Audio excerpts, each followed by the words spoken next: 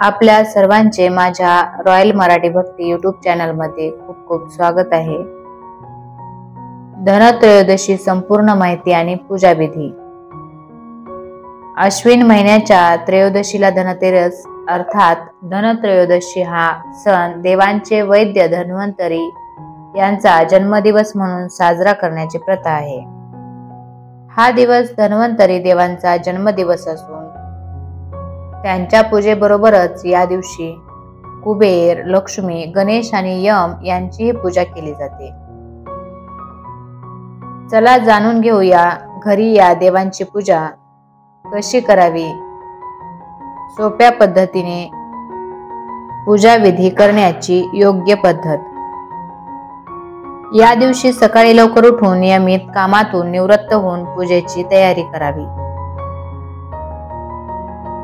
Number 2, घराच्या ईशान्य दिशेलाच पूजा करावी। पूजेच्या वेळी आपले तोंड उत्तर पूर्व किंवा उत्तर दिशेला असले पाहिजे। नंबर 3, पूजेच्या वेळी पंचदेवाची स्थापना करा। सूर्यदेव, श्री गणेश, दुर्गा, शिव आणि विष्णू यांना पंचदेव म्हणतात। पूजेच्या वेळी सर्वांनी एकत्र येऊन पूजा करावी। पूजा करताना कोणताही आवाज करू नये। नंबर 4, धन्वंतरी देवाची षोडशोपचार पूजा या दिवशी करावी, म्हणजेच 16 क्रियांसह पूजा करा। पाद्य, अर्घ्य, आचमन, स्नान, वस्त्र, दागिने, गंध, फुले, धूप, दीप, नैवेद्य, आचमन, तांबूल, स्तवपाठ, तर्पण आणि नमस्कार। पूजेच्या शेवटी सांगता सिद्धीसाठी दक्षिणाही अर्पण करावी। नंबर 5, यानंतर धन्वंतरी देवासमोर उदबत्ती दिवा लावावा। त्यानंतर त्याच्या कपाळावर हळदी कुंकू, चंदन आणि तांदूळ लावावा। त्यानंतर त्यांना हार आणि फुले अर्पण करा। पूजेमध्ये अनामिका, सुगंध, अबीर, गुलाल, हळद इत्यादी लावण्यासाठी वापरावे। तसेच वरील षोडशोपचारासाठी सर्व पदार्थांसह पूजा करावी। पूजा करताना त्यांच्या मंत्रांचा जप करा। नंबर 6, पूजा केल्यानंतर प्रसाद किंवा नैवेद्य अर्पण करावा। नैवेद्यात मीठ, मिरची, तेल वापरत नाही हे लक्षात ठेवा। प्रत्येक ताटावर तुळशीचे पान ठेवले जाते। शेवटी त्यांची आरती करून नैवेद्य दाखवून पूजेची सांगता होते। नंबर 8, मुख्य पूजेनंतर आता प्रदोष काळात मुख्य गेट किंवा अंगणात दिवे लावा। तसेच यमाच्या नावाने दिवा लावावा। रात्री घराच्या कानाकोपऱ्यात दिवे लावा। नंबर 9, घरात किंवा मंदिरात कोणतीही विशेष पूजा केली जाते तेव्हा त्याच्या प्रमुख देवतेसमोर स्वस्तिक, कलश, नवग्रह देवता, पंच लोकपाल, षोडश मात्रका, सप्तमात्रका यांची पूजा केली जाते।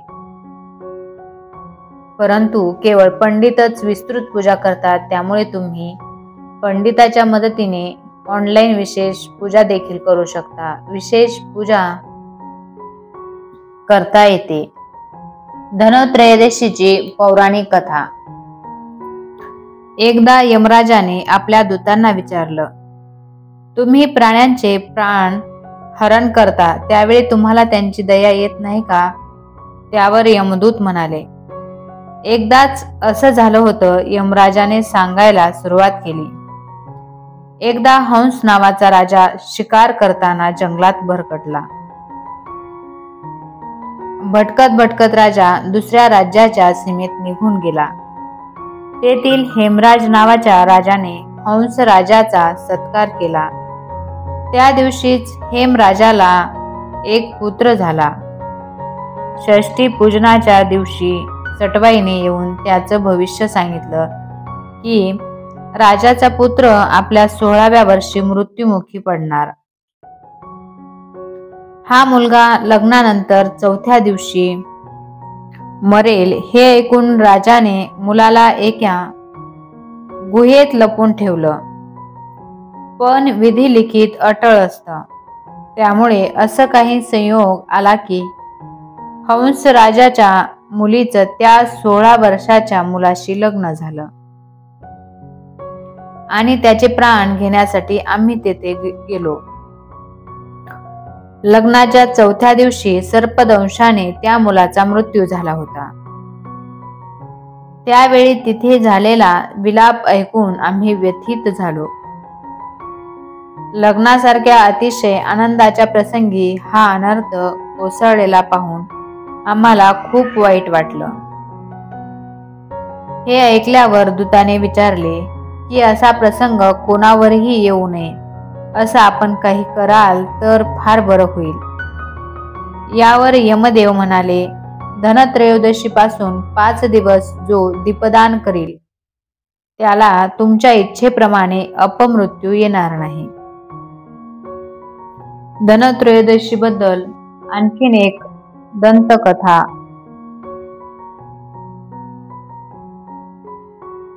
ती म्हणजे समुद्र मंथन. जेव्हा असुरांबरोबर इंद्रदेवांनी महर्षी दुर्वास यांच्या शाप निवारणास समुद्र मंथन केले, तेव्हा त्यातून देवी लक्ष्मी प्रकट झाली. तसेच समुद्र मंथनातून धन्वंतरी अमृतकुंभ बाहेर घेऊन आला, म्हणून धन्वंतरीचीही या दिवशी पूजा केली जाते. या दिवसास धन्वंतरी जयंती असेही म्हणतात.